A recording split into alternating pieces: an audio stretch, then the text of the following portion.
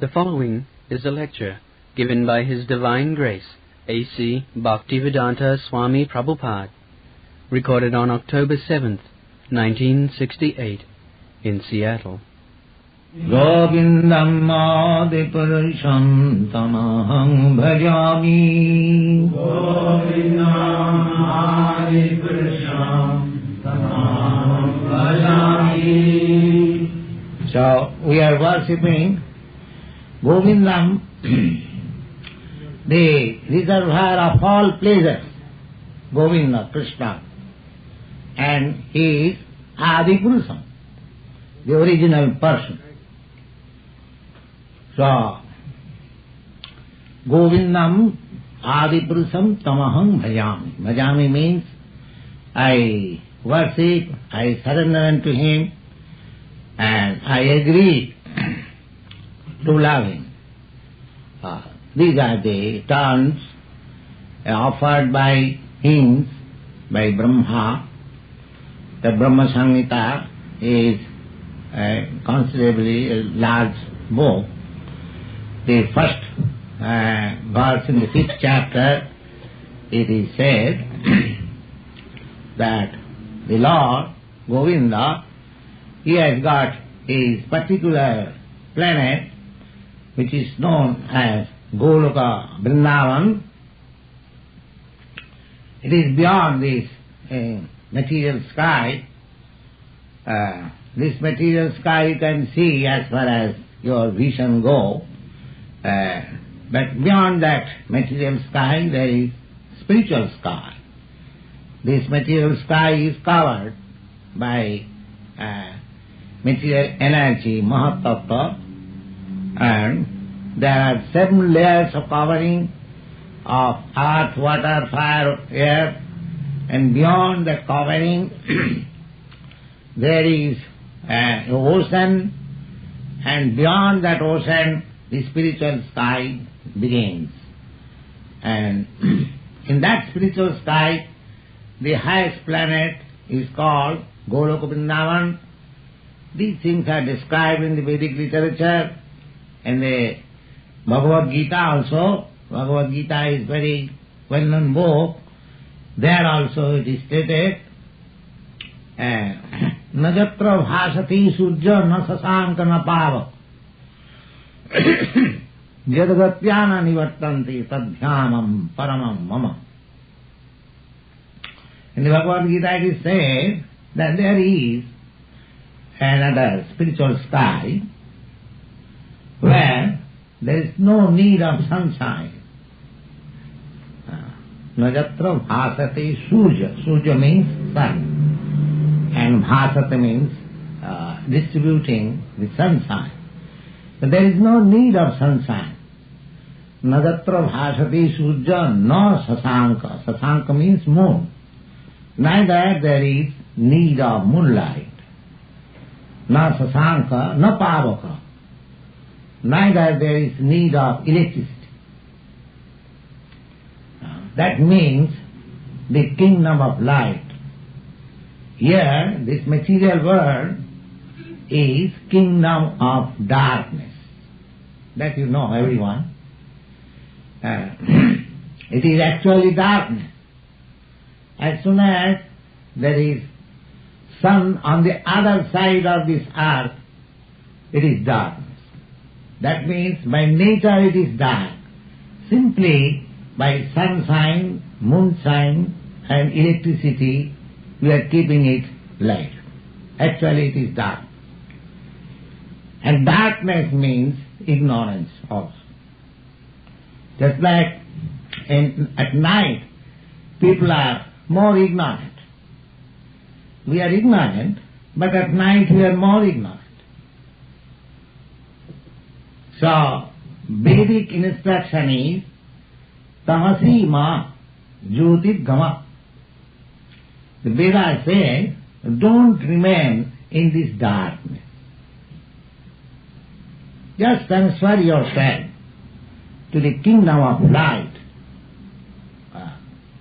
And the Bhagavad Gita also says that there is a special sky or spiritual sky, where there is no need of sunshine, there is no need of moonlight, there is no need of electricity, and jadgatyana nivartante, and if anyone goes to that kingdom of light, he never comes back again to this kingdom of darkness. So how we can transfer into that kingdom of light? The whole human civilization is based on these principles. The Vedanta says, Athātu Brahma Jignāsa. Ataha. Therefore, you should now inquire about Brahma, the Absolute. Therefore, now means every word is significant. Therefore means because you have got this human body. Therefore. And ataha means hereafter. Hereafter means you have passed through many lives. 8,400,000 species of life. Aquatics, 900,000. Jalajanamalakkhani sthavara lakhavinsati. This is the Darwin has taken the idea of evolution from these Padma Purana. You won't find any philosophy, any doctrine in the world which is not found in the Vedic literature. It is so perfect, everything is there. So, the anthropomorphism, what is called? Anthropology of Darwin is there in the Padma Purana. It is very nicely described. Darwin cannot explain what are the number of the species of different, but Padma Purana states that there are 900,000 species of life within water, within the ocean. And above the ocean, as soon as the ocean water is dried up, the land is coming out, immediately the vegetation begins. Different types of plants and trees then come out. So, Jalajana Balkhani Sthavara Lakhavinsati. 2 million Lakhavinsati. 100,000. That is 2 million. Anyway. Sthavara Lakhavinsati. Sthavara means those who cannot move. There are different types of living entities. The trees, the plants, they cannot move. The other type of living entities, just like the birds, the bees, the human beings, they can move. So Sthavara and Jangama. Jangama means those who can move. And Sthavara means those who cannot move. The hills, the mountains, they are also amongst the Sthavara. They are also living entities. There are many hills that are growing. That means there is life. But in the lowest stage of stone. So in this way we are making progress. Thavara lakhavinsati. Krimayo rudra sankhata. Reptiles and worms. Rudra sankhata means 1100,000. Then from reptiles, worms, the wings grow, birds, from wings, and then it comes to the bird's life. Pakshina Dasalakkhani, 100,000 of birds. And then Pasava Trimsalakhani, 4-legged animals. They are 30,000. So 9 and 20, 29, then 11, 29, 40, and then birds 10, 50, beasts 30, 80, 100,000, and then 8 millions and 400,000 species of human life. Human life is not in large quantity. Out of that, mostly they are uncivilized, and very few Aryan families. The Aryan family, the Indo-European family, they are also Aryan. They are very few. The Europeans, they belong to the Indo-European group. The Americans, they also come from Europe. So, this group of human society is very few. There are rather many uncivilized groups. Therefore, Vedanta says, now you have got developed human form of life, civilized life, you have got nice arrangement for your comfortable life, especially in America. You have got all material comforts, you have got cars, you have got good road, nice food, nice building, nice dress, nice feature of your body, everything God has given you, very nice. Vedanta advises, now you take to about the inquiry of Brahma. Athata Brahma Jignasa. This is applicable for everyone, civilized men. I don't speak of the Americans, in Europe, in Asia, anywhere. Aryans means those who are advanced. Non-Aryans means those who are not advanced. This is the Sanskrit meaning. Arya. And Shudras. Aryans are divided into 4 castes. The most intelligent class is called Brahmin. And the less than the Brahmins means those who are administrators, politicians. They are Kshatriyas. And next to them, the mercantile class, traders, merchants, industrialists, less than the administrative class. And less than that, the Shudras. Shudras means worker, laborer. So this system is not new, it is everywhere. Wherever there is human society, these 4 classes of men are there. Sometimes I am questioned why there is caste system in India. Well, this caste system is there, it is by nature.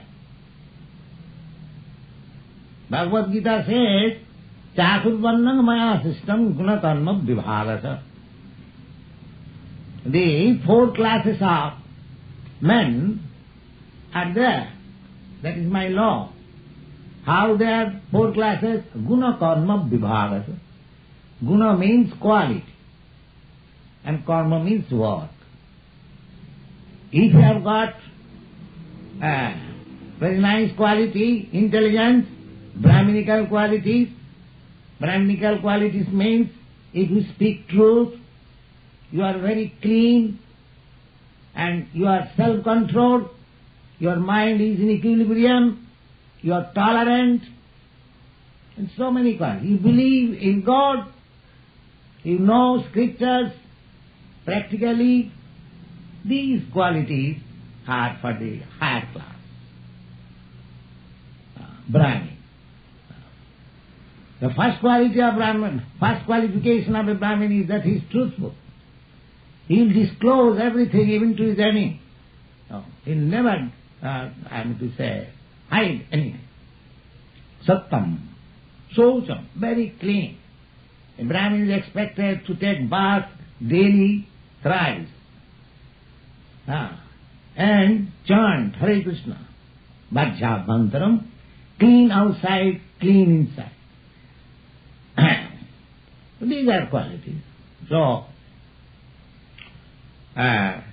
when these opportunities are there, then the Vedanta Sutra, Vedanta advises, now you begin to inquire about Brahma. Athata Brahma Jigyasa. Athata Brahma Jigyasa. When one has reached to the material perfection, then the next business is to inquire. If you do not inquire, if we do not try to understand what is Brahma, then we must be frustrated. Because the hankering is there. Advancement of knowledge. The theory of advancement of knowledge is that nobody should be satisfied by the knowledge what he already knows. He must know more and more. So, in your country, in comparison to the other country at the present age, you have advanced materially, very nice. Now you take to this Brahma Jigyasa, inquiry about the Supreme Absolute. What is that Absolute? What I am? I am also Brahma. Because I am part and parcel of Brahma, therefore I am also Brahma. Just like part and parcel, a little particle of gold is also gold. It is no other thing. Similarly, we are also particle of Brahma, or the Supreme. Just like the molecules of sunshine, they are also as illuminating as the sun glow, but they are very small. Similarly, we living entities, we are also the same as God. But He is just like as big as the sun glow, or the deity in the sun glow, but we are small particles, the molecules of sunshine. This is the comparison between the Supreme and us. We cannot become the Supreme. At least we don't find in authorized Vedic literature that a living entity can become as powerful as God. No, it is not possible. God is great. He is always great. Even if you are liberated from the material classes, still He is great. That is. Therefore, these verse, Govindam Adipurusam Tamaham Bhajami. Our perpetual relationship with God is to worship Him or to serve Him. That service is very pleasant. Don't take it. As soon as we talk of service, we may think that, oh, we are suffering here by adopting service. Just like the other evening one boy was questioning, why should we bow down? I do not know if he is present here. We bow down to surrender to somebody is not bad. But because we are in a different situation, by surrendering to others, it is very uncomfortable. That's why nobody wants to be dependent on other nation, nobody wants to be dependent on other people, everyone wants to be independent, because this material world is perverted reflection of the spiritual world. But in the spiritual world, the more you surrender, the more you are servant, you are happy. You are happy. But we have no such understanding at the present moment. We have no spiritual idea, no spiritual realization. Therefore we shudder as soon as we hear that we have to become servant of God. There is no question of serving. It is very pleasant to become servant of God. You see, so many great reformers, they came and they served the mission of God, and there is still worship. So to become servant of God, servitor of God, is not very insignificant thing. It is the most important thing. Govindamadi purusam tamaham. But don't accept it. First of all, try to understand. Therefore, Vedanta Sutra says, Athata Brahma Jigyasa. Try to understand what is Brahma. Why this sound? Try to understand what is Brahma. And try to understand your relationship. And then, when you actually surrender, you will feel your eternal blissful life, full of knowledge. And this is very nicely explained in the teachings of Lord Chaitanya. In the Bhagavad Gita also, the same teaching is there. But we have got two books already published. One Bhagavad Gita as it is, another book, Teachings of Lord Chaitanya. So, Bhagavad Gita teaches surrendering process. Sarva dharman parittajya mamekam saranam. You surrender unto me, the Lord says. And the Lord teaching, Chaitanya Mahaprabhu's teaching is how to make surrender. Because we have been accustomed in our present conditional life to revolt against surrender. There are so many parties, so many isms. The main principle is that why shall I surrender? That is the main disease. Whatever political party is there, just like the Communist Party, their revolt is against the superior authority they call capitalist. Why shall I? Everywhere the same thing is, why shall I surrender? But we have to surrender. That is our constitutional position. If I don't surrender to some particular person or particular government or particular community or society or something, but ultimately I am surrendered. I am surrendered to the laws of nature. There is no independence. I have to surrender. When there is call of the cruel hands of death, immediately I have to surrender. So many things. So we should understand this is Brahma Jigyasa. Why there is this surrendering process? If I don't like to surrender, then I am forced to surrender. In the state also, if I don't mean to abide by the laws of the state obliges me to surrender by police force, by military force, by something.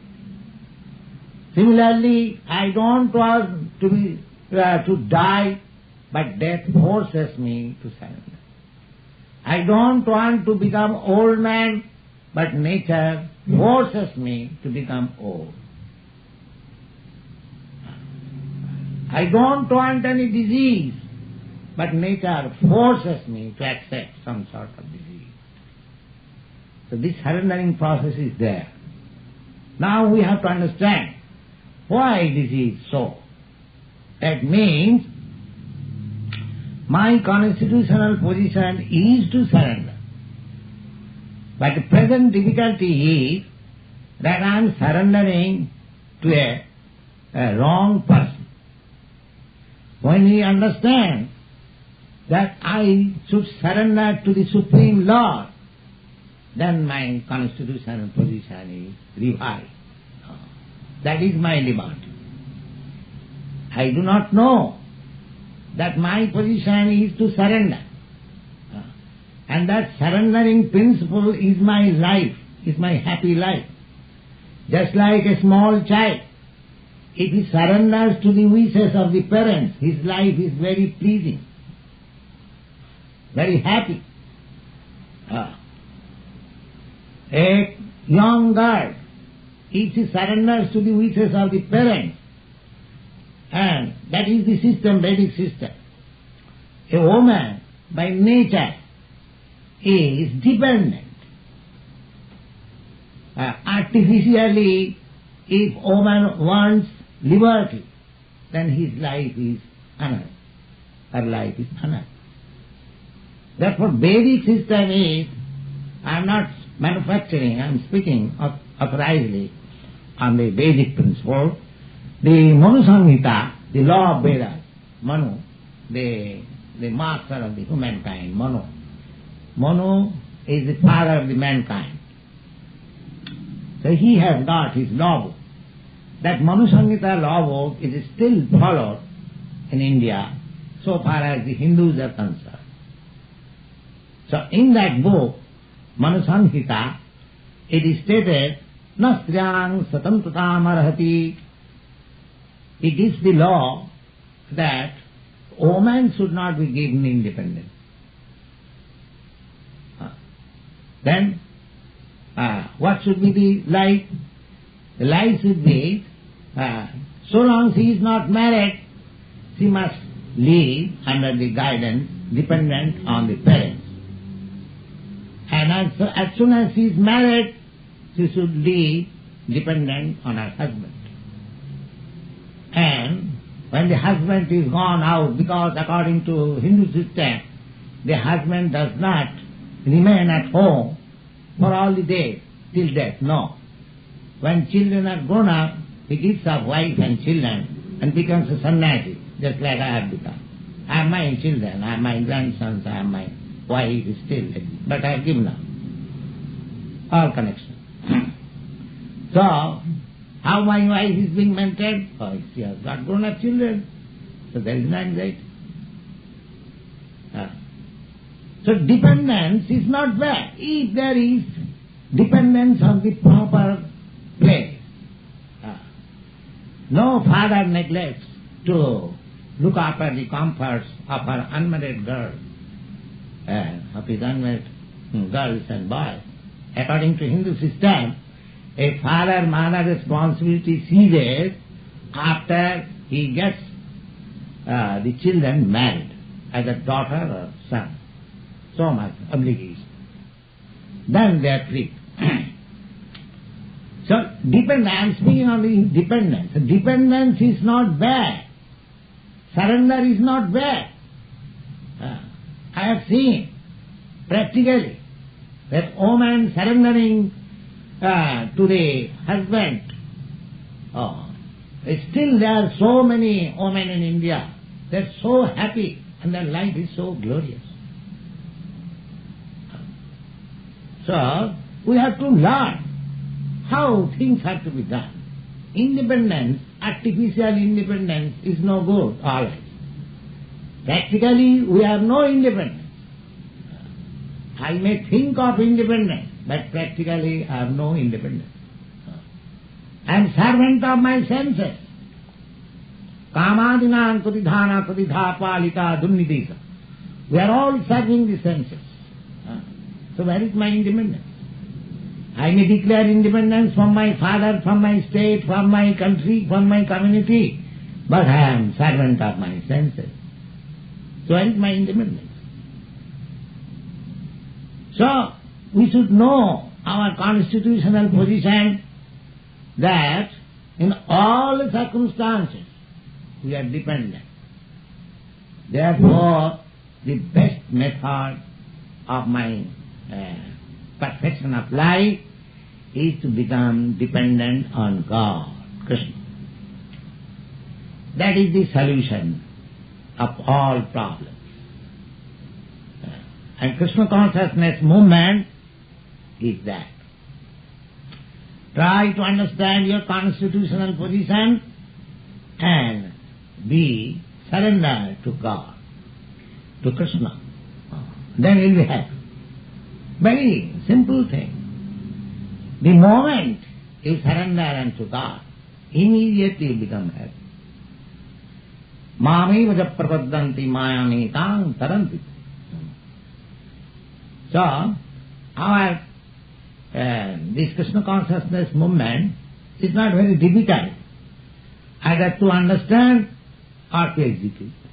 Simply we shall be willing to do that. That willing is in your hand. If you like, you can accept it because you have got little independence to accept something or reject something. That independence you have got. And by rejecting something good, we are in distress, and accepting something good, we are happy. So this acceptance and rejection is in your hand. So here is the offering, Krishna consciousness, by great authorities, by Lord Krishna, by Chaitanya Mahaprabhu, and we are humble servants only. We are simply distributing. We have not manufactured a new type of religious sect or method of philosophy. No. It is very, very old system, Krishna consciousness. Simply, we are trying to distribute in a process which can be accepted by the people in general. So our request to you all who are present here or who are not present here, that you try to understand this Krishna consciousness movement. And if you do not understand immediately, if you kindly associate with us, put your questions, try to understand. You don't say that you blindly accept. Put your question, try to understand, read our literature, and you will understand. There is no doubt about it. And you will take to it. And if you take to it, you will be happy. In other processes, just like a political creed, unless it is nationally accepted, just like there are so many political parties in every country, everyone is trying to bring in the forefront the party politics, because the leader cannot be successful unless the whole country accepts his philosophy, his party. But Krishna consciousness is so nice that it does not require that a community or a nation or a family or any group has to accept, then you will be happy. No. Individual. If you accept, if your family does not accept, if your community does not accept, if your country does not accept, it doesn't matter. You will be happy. But if your family accepts, if your community accepts, your nation, you will be more happy. So, because it is absolute, independent, so any person takes to Krishna consciousness will be happy immediately. So, we invite you. We have got classes, we have got different branches in different cities, we have got books, we have got magazines, and we try to convince you by your morning and evening classes. So, my humble request to you all that you try to understand. Chaitanya dayar katha karo vichar. We put you for your judgment to understand. We put the Krishna consciousness before you for your judgment. And if you scrutinizingly see and try to understand, then you feel, it is so sublime, it is so nice. And that is our request. Thank you very much.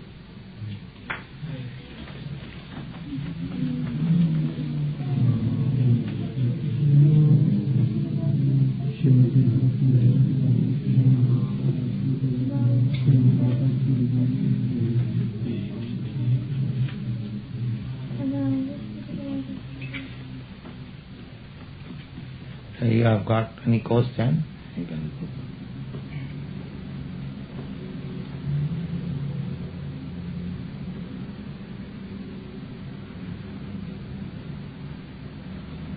You have got any question?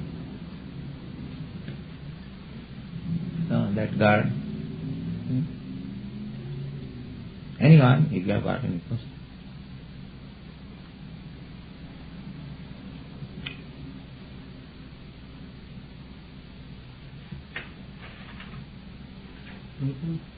You have how do we explain to impersonally, inductively, the existence of the personality of Godhead? This example I have given you several times.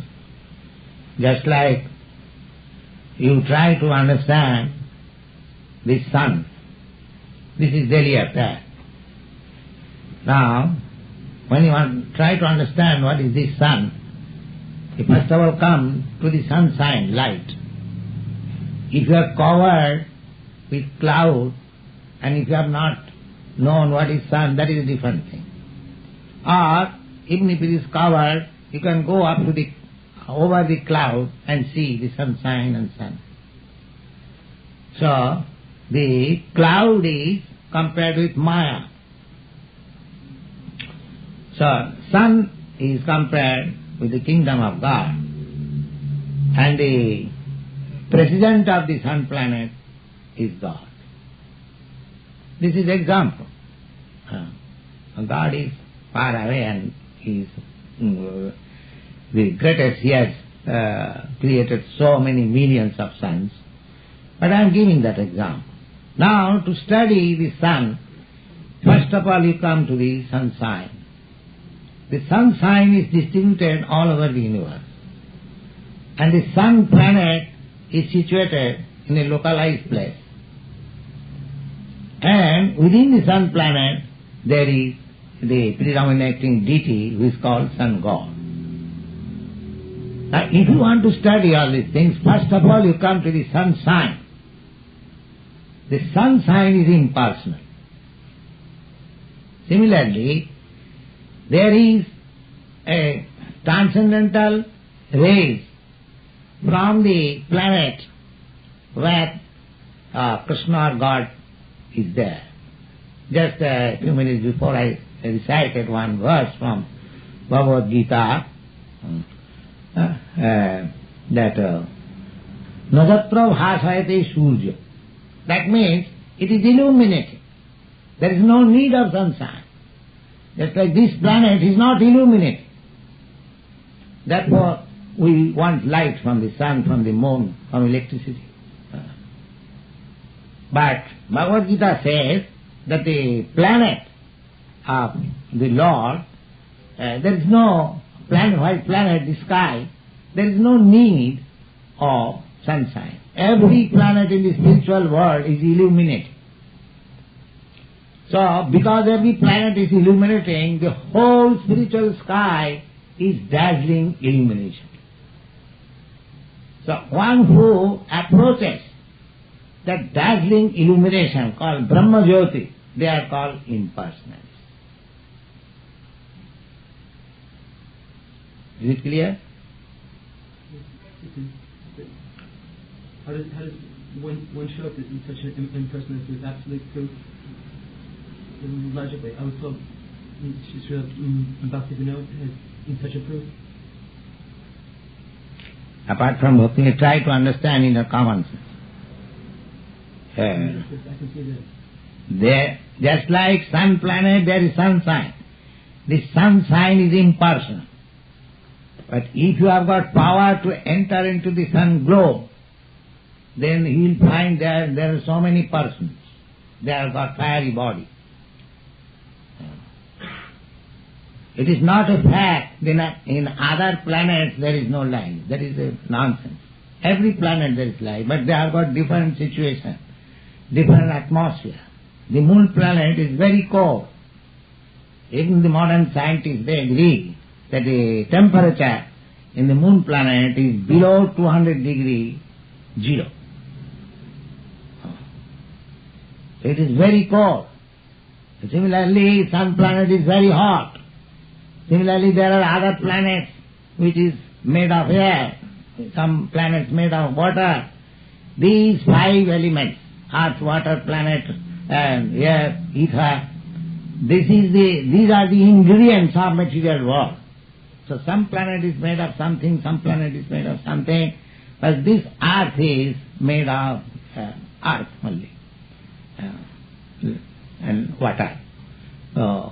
So in the sunshine, you see, you go by aeroplane, go in the friendly sky above you see everything impersonal, simply glaring sunshine, that's all.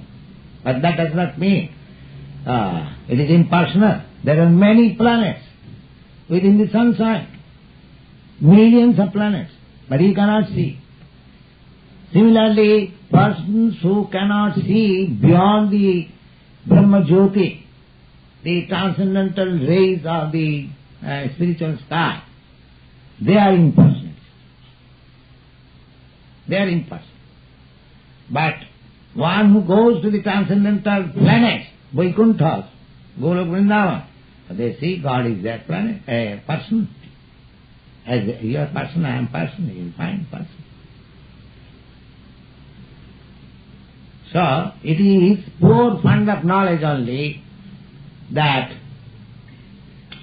they conclude that ultimate absolute truth is impersonal. No. Because Vedanta Sutra says, Janmadya Sajata, the supreme absolute truth or Brahma is that from whom everything generates, everything is born. When everything is born, then you have got personality, I have got my personality, everyone has got personality. How you can think of him that he is not person? We have got experience that a father is person, therefore his son is also person. So if we are born of the Supreme Father, then if we are person, how he can be impersonal? It is simple reason. But his personality is different.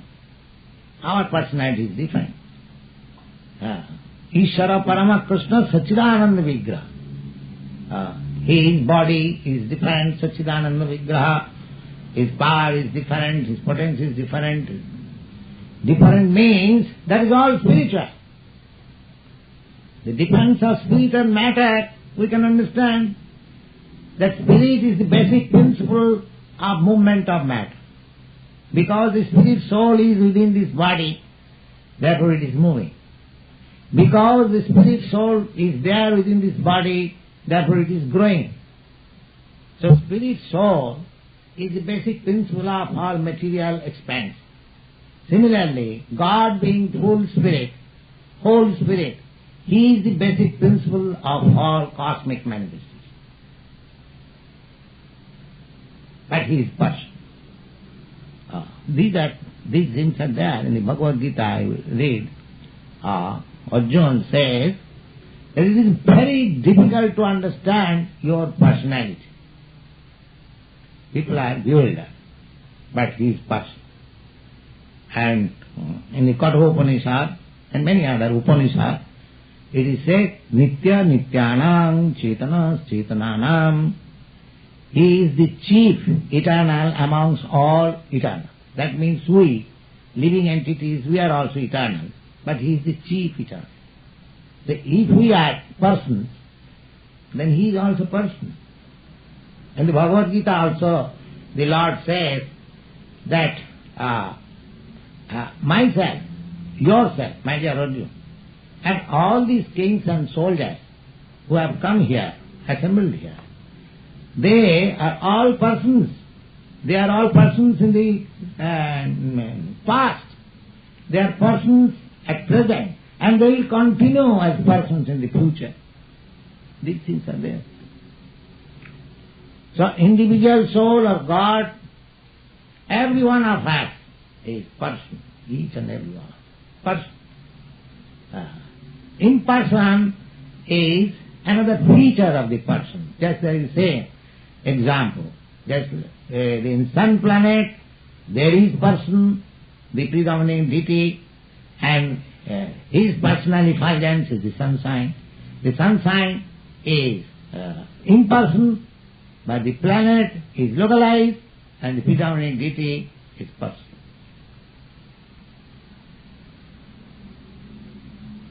The Bhagavad confirms it, Brahmeti Paramatmaiti Bhagavaniti Sargate. The absolute truth is one.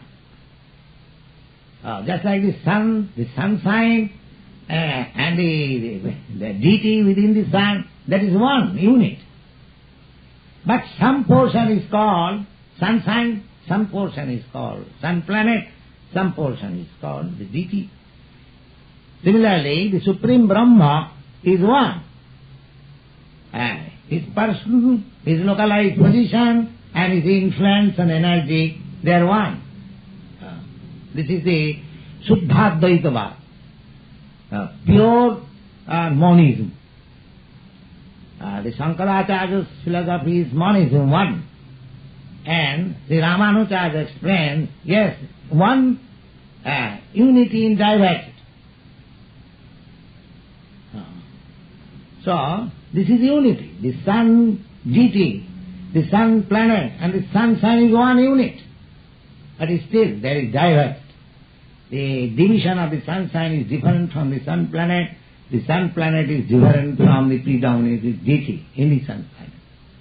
If you try to understand this way, then you will understand what is Paramatma, the super soul, the individual soul, the impersonal Brahma, the personal Brahma, everything.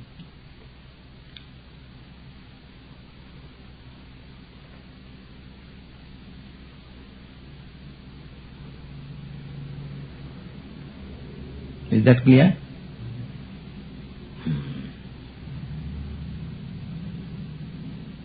Any other question? Yes? Sir, can you explain Mahamaya and Yogamaya with Arjuna under Yogamaya or Mahamaya? Arjuna, when he was thinking in terms of his personal sense gratification, he was under Mahamaya. And when he agreed to execute the order of the Supreme Personality of Godhead, then he is under Yogamaya.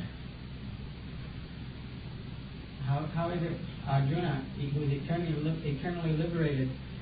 Because he is living entity, he is marginal. There is chance of marginal means, I have explained several times, that the land, between the ocean and the land, there is a portion of land which is sometimes merged within water, sometimes it is land. So living entity's position is like that, marginal energy.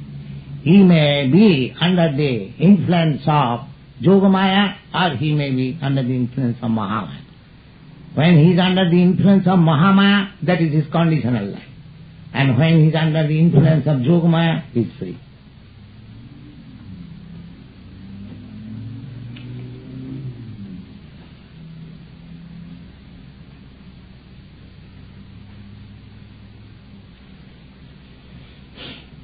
Chant Hare Krishna.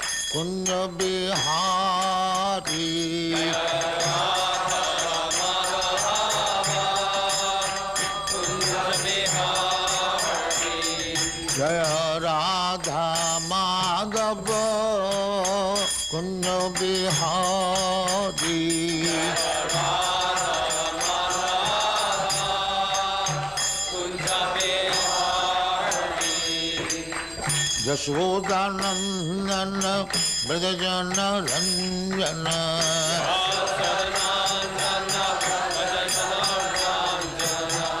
Yashodanandana Vrajana Ranjana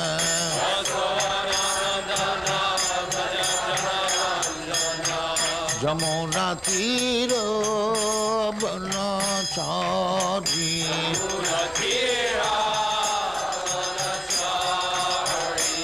Jamuna tira banachari.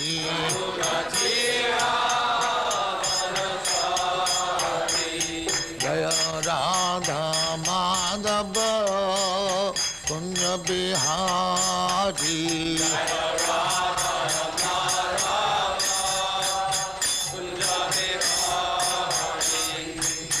Gopi Jana Vallabha Girivaradhari.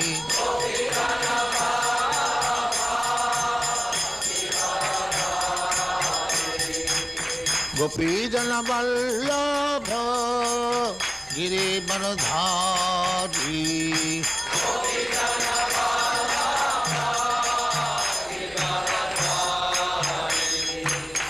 Yasodhanandana Vrajajana Ranjana.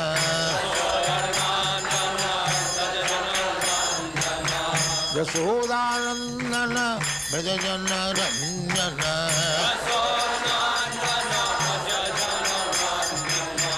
Yamuna tira banachari.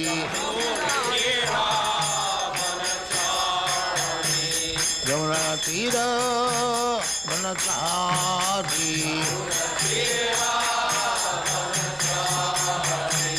Jaya Radha Madhava Kunja Bihari.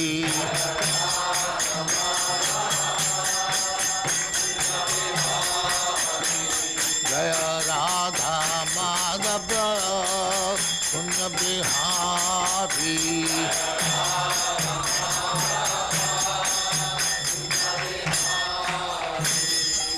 Jaya Muspat Paramahansa Parivrajagacharya Sattvaresvara Smadhakti Saraswati Goswami Prabhupada ki jai.